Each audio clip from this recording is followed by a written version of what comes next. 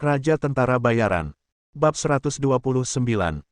Keesokan harinya, Shen Lian, Qiu Yue dan Sweet White menaiki penerbangan lanjutan ke Tiongkok. Laba-laba darah secara khusus dibawa oleh Shen Lian.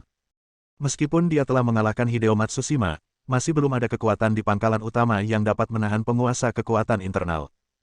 Shen Lian tidak akan yakin meninggalkannya di pangkalan utama. Meskipun ada banyak ketidaknyamanan jika dia ada, tidak ada yang bisa dilakukan untuk mengatasinya. Sweet White sekarang menjadi tokoh kunci dalam menstabilkan Matsushima Hideo. Hanya dengan mengawasinya, Shen Lian tidak perlu khawatir.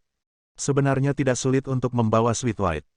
Jika seseorang dengan kekuatan internal ingin membatasi tindakan orang biasa, itu tidak terlalu sederhana.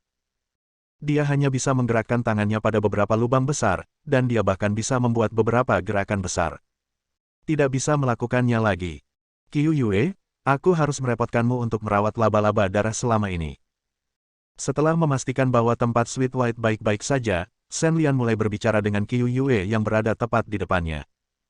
Tentu saja tidak ada masalah dengan itu, tapi aku juga ingin mengikuti kompetisi seni bela diri ini. Setelah sepenuhnya menyetujui permintaan Shen Lian, Qiu Yue memandang Shen Lian dengan beberapa harapan. Dia tidak ingin meninggalkan sisi Shen Lian sejenak. Pada saat ini, dia bertanggung jawab untuk menjaga Sweet White, jadi Qiu Yue segera menjadi waspada. Shen Lian mungkin tidak akan membawa miliknya sendiri. Kamu tidak perlu pergi. Aku baru saja mengembangkan energi batinku. Mengapa kamu harus bersaing dengan orang lain? Apakah kamu lebih lemah dari siapapun? Shen Lian mencubit wajah halus Qiu Yue dengan cara yang lucu dan berkata setengah bercanda. Setelah diejek oleh Shen Lian, Qiu Yue, yang masih sedikit tidak puas dengan Shen Lian karena meninggalkannya, langsung menangis dan tersenyum, merasa seolah-olah dia baru saja makan madu, mengungkapkan rasa manis yang tak bisa disembunyikan di hatinya. Aku tahu, jangan khawatir, aku pasti akan mengejutkanmu saat kamu kembali. Setelah mengatakan sesuatu yang malu-malu, Qiu Yue berhenti mengganggu Shen Lian dan bermeditasi dengan damai di pesawat. Melihat Qiu Yue yang rajin, Shen Lian mengangguk puas dan secara bertahap memasuki kondisi kesurupan. Segera, pesawat mendarat di bandara kota Tianhai. Membawa Qiu Yue dan Sweet White, kelompok itu bergegas kembali ke halaman karena mengetahui bahwa Shen Lian telah kembali dari divisi ke-9 dan yang lainnya, bersama dengan mentornya Chen Jinhua sedang menunggunya di rumah. Bagaimana mungkin Shen Lian berani mengabaikannya? Begitu dia memasuki gang yang sudah dikenalnya, Shen Lian tidak bisa menahan perasaan nyaman di hatinya. Dia diam-diam berpikir bahwa Huaxia lebih baik, dan memimpin dalam membuka pintu halaman. Saat ini, aula sudah penuh dengan orang. Melihat Shen Lian, Tang bersaudara dengan cepat berdiri dan menyapa, dan menyambut Shen Lian dan rombongannya ke dalam ruangan. Siapa ini? Ketika semua orang duduk, Tang Long, yang tidak bisa duduk diam, bertanya tentang kecantikan berambut merah Sweet White. Semua orang mengenal Qiu Yue, tapi tidak ada yang terlalu mengenal kecantikan eksotis ini. Begitu Tang Xiaolong mengucapkan kata-kata itu, Sweet White buru-buru menundukkan kepalanya. Awalnya, Sweet White sangat tahan terhadap adegan hangat seperti itu. Bagaimanapun, identitasnya terlalu memalukan memiliki keberanian untuk mengatakan apapun, jadi dia hanya bisa mengikuti Shen Lian dan Qiu Yue ke dalam rumah. Ketika Tang Xiaolong bertanya, dia segera ingin menemukan celah di tanah dan merangkak masuk. Ya, kita bisa dianggap setengah teman. Setelah mendengar pertanyaan Tang Long, Shen Lian berpikir sejenak sebelum berbicara. Sekarang adalah saat yang hangat bagi semua orang untuk menyambutnya. Shen Lian tidak ingin merusak suasana langka ini. Jika dia mengungkapkan identitas asli Sweet White, dia harus memberitahu semua orang tentang keluhan yang menjengkelkan itu. Shen Lian tidak ingin merusaknya. Selamat datang untuknya. Pesta makan malam berubah menjadi pertemuan pengaduan. Begitu Shen Lian selesai berbicara, Sweet White jelas tertegun sejenak, dan kemudian dia menatap Shen Lian dengan penuh rasa terima kasih tanpa mengungkapkan apapun. Mereka yang telah mencapai puncak tidak takut hidup atau mati. Satu-satunya hal yang mereka pedulikan adalah wajah mereka sendiri. Penolakan Shen Lian untuk mengeksposnya saat ini sebenarnya merupakan bantuan besar bagi Sweet White. Apakah kamu berani menanyakan nama si cantik? Oh, tidak, haruskah aku berbicara bahasa Inggris? Mendengar Shen Lian mengatakan mereka berteman, Tang Long dengan senang hati meminta Sweet White untuk duduk, lalu bertanya. Kalian pasti tahu kalau Tang Long masih lajang. Wajar jika dia lebih banyak bicara saat melihat gadis cantik. Namaku Sweet White Karen, kamu bisa memanggilku Sweet White. Tepat ketika Tang Long hendak mengucapkan kata-kata, "Siapa namamu?"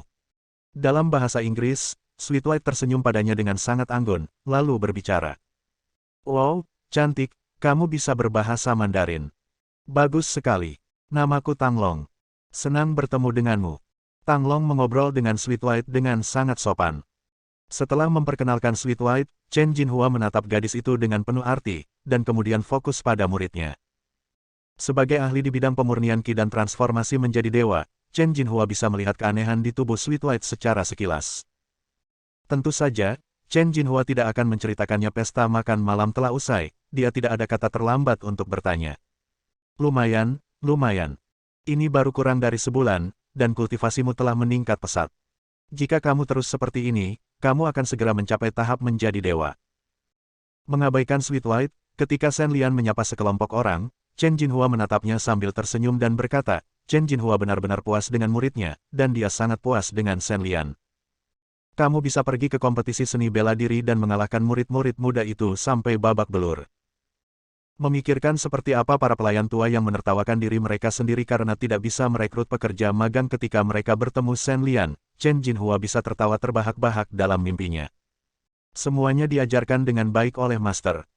Ayo, murid, aku akan memberimu minuman. Mendengar pujian sang master, Shen Lian juga tertawa gembira. Seorang master tentu saja berharap muridnya akan sukses. Demikian pula, adalah hal yang baik bagi seorang murid untuk diakui oleh sang master. Tuan, berapa lama lagi turnamen seni bela diri dimulai? Mengapa Anda memanggil saya kembali begitu terburu-buru? Setelah minum selama 3 putaran, Shen Lian bertanya tentang konferensi seni bela diri. Shen Lian sebenarnya memiliki satu masalah yang belum terselesaikan di hatinya, jadi dia secara mengejutkan prihatin dengan konferensi seni bela diri. Masih ada 7 hari sampai resmi dimulai, tapi Anda harus berangkat besok. Chen Jinhua membuka mulutnya untuk menjelaskan kepada Shen Lian bahwa kompetisi seni bela diri ini tidak akan berakhir begitu saja dengan sekelompok orang yang berkompetisi. Masih banyak persiapan yang harus dilakukan, jadi setiap orang yang ingin berpartisipasi harus berangkat terlebih dahulu. Oh, Tuan, apa maksudmu dengan kamu? Setelah mendengarkan penjelasan Chen Jinhua, Shen Lian bertanya lagi. Bab 130.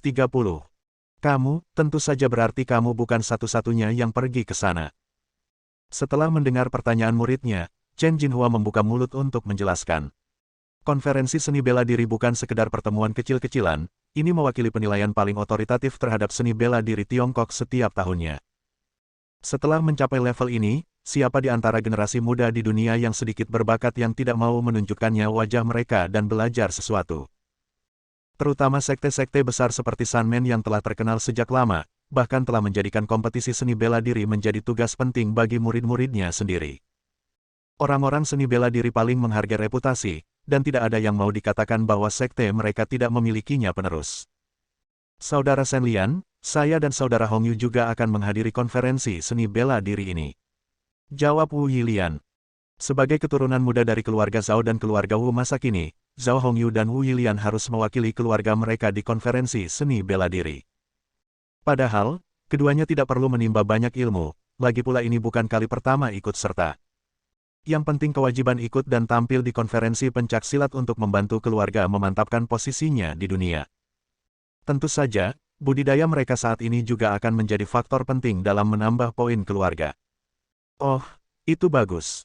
Aku khawatir mataku akan menjadi gelap dan aku tidak tahu apa-apa. Kalau begitu, aku harus merepotkan Elaine dan kakak Hongyu untuk memberitahuku lebih banyak peraturan. Mata Shen Lian berbinar ketika dia mendengar bahwa Zhao Hongyu dan Wu Yilian juga akan pergi. Ini adalah hal yang baik. Aturan seni bela diri terkenal ketat. Shen Lian sangat takut dia akan secara tidak sengaja pergi ke konferensi seni bela diri dan membuat lelucon. Setelah mengatakan itu, Shen Lian mengangkat gelasnya dan bergegas menuju Wu Yilian dan Zhao Hongyu, dan mereka bertiga tersenyum dan minum bersama. Shen Lian tidak terlalu mengenal Zhao Hongyu.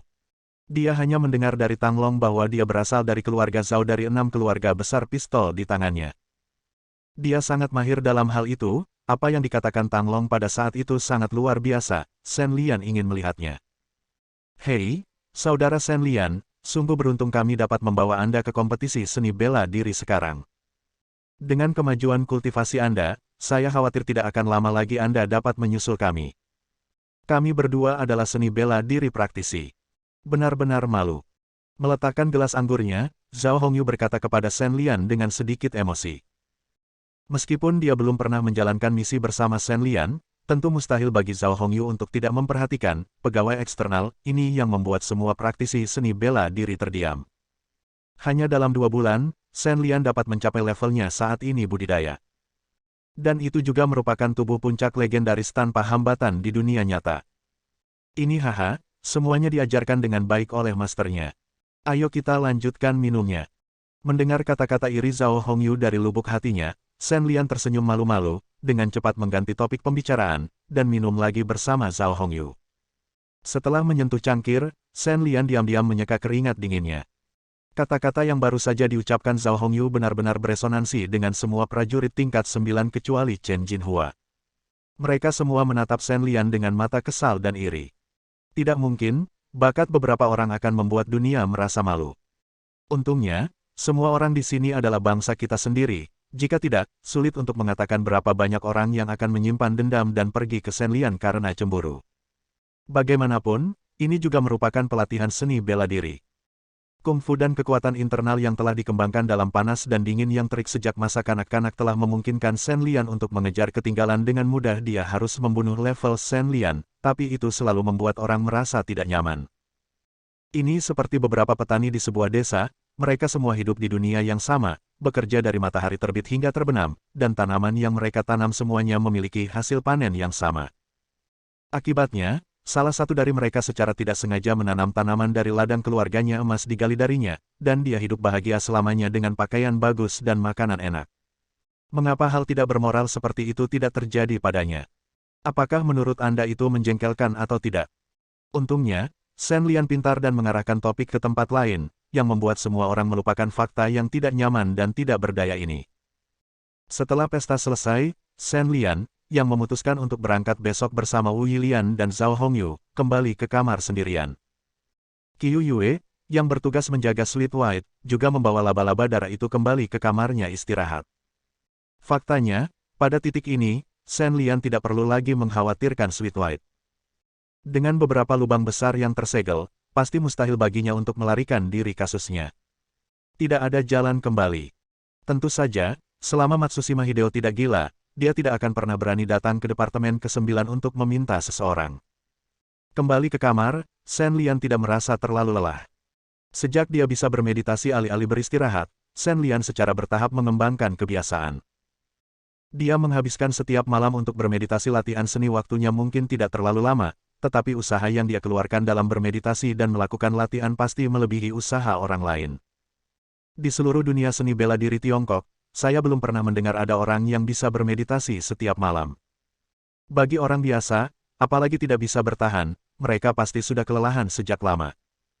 Setelah hening semalaman, ketiga orang yang telah membuat janji keesokan paginya berkumpul di paviliun di tengah halaman dan siap berangkat. Faktanya, Shen Lian tidak punya persiapan apapun. Yang paling merepotkan adalah Zhao Hongyu, senjatanya sangat sulit untuk diambil dan diayunkan. Dengan berat 49 kg dan sepanjang manusia, senjata perak gentian itu terbuat dari besi.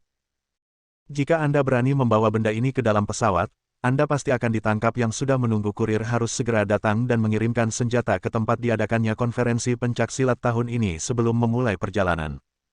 Apakah kamu Zhao Zilong yang legendaris? Ini adalah pertama kalinya Shen Lian melihat senjata dingin yang nyata, dan dia menjadi tertarik pada saat itu. Setelah menari dengan tombak yang berat beberapa kali, dia bertanya kepada Zhao Hongyu. Dikatakan bahwa keluarga Zhao dari 6 keluarga besar adalah keturunan Zhao Yun. Senjata perak gentian ini memiliki nama yang sama dengan senjata Zhao Yun. Bagaimana mungkin Shen Lian tidak penasaran? Tentu saja tidak. Senjata nenek moyang adalah pusaka keluarga kita. Bagaimana saya bisa membiarkannya mengeluarkannya begitu saja? Yang ini disalin oleh pandai besi. Bagaimana? Lumayan kan? Zhao Hongyu membuka mulutnya untuk menjelaskan. Oh, senjata ini luar biasa. Setelah mendengarkan kata-kata Zhao Hongyu, Shen Lian mengangguk, dan kemudian mengembalikan tombak di tangannya ke Zhao Hongyu. Meskipun senjata ini adalah tiruan, namun kuat, berat, dan kuat. Itu pasti adalah senjata hidup dan mati. Bersambung.